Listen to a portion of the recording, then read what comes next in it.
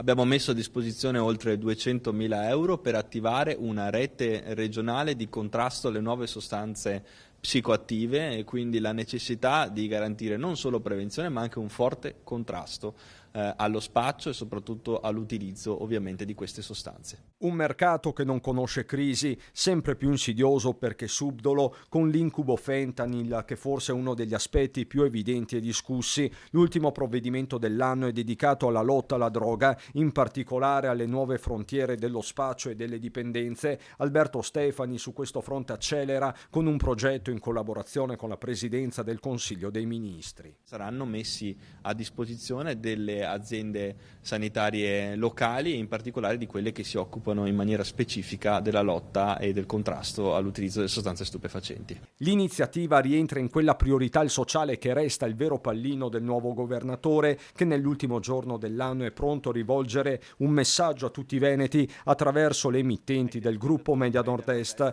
a reti unificate su Antenna 3, Rete Veneta, Tele Nord-Est, sociale ma non solo. Le sfide per il nuovo anno sono tante. Vi aspetto domani sera alle ore 21 su Media Nord-Est per gli auguri di un felice anno nuovo da vivere insieme.